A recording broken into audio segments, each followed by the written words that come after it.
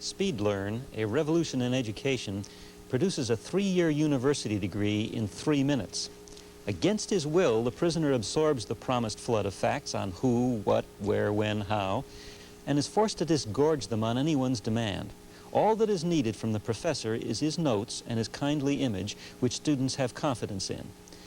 Notice that the technique of SpeedLearn is an adaptation of television. And notice also that the machine which does the television teaching is called the general. All this is uncomfortable enough because of its ominous relevance to the current educational scene. Biologists and psychologists hint at astounding future breakthroughs in producing instant learning, some of which will employ worldwide television. And certainly the military is one element of government with which education has become dangerously entwined. Even the depiction of the board as a group of high-hatted honoraries whose only function is to rubber stamp the procedures of the general bears some resemblance to truth in some places. But there is for me an extra discomfort over an element that I feel to be dangerously misleading. We are told that the professor gave birth to the general, whom he now both loves and hates, through his confidence in science. Perhaps I'm too close to professors to see the accuracy in this depiction. The truth seems to me to be rather that the scientific findings of the professor have been picked up by the general and utilized. They've also been used by pottery manufacturers, physicians, plumbers, poets, and priests, all with decidedly unique and non-military consequences. In none of these other instances would the play accuse the professor of giving birth to the users of his findings. So why should it do so in relation to the general? All appliers of the professor's wisdom, including the general, developed independently and drew the professor into their webs secondarily by supporting his teaching and research. The military in particular has asked new questions and appropriated huge sums to finance their investigation. In that sense, they could much more fairly be considered the mother of the professor than vice versa.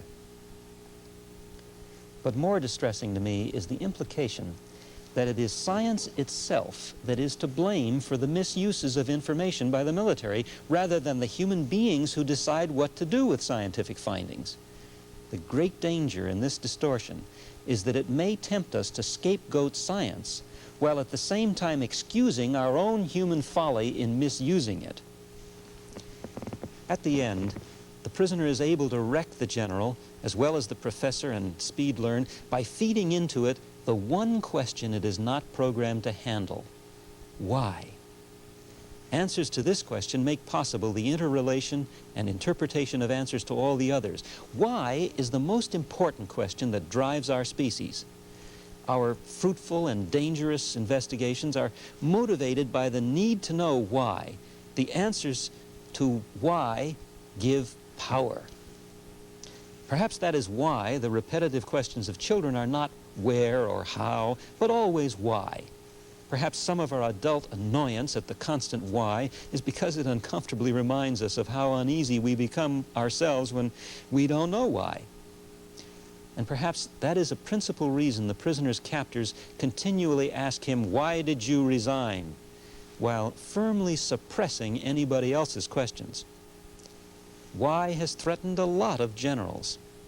Socrates got himself into a lot of difficulty that way. Be seeing you.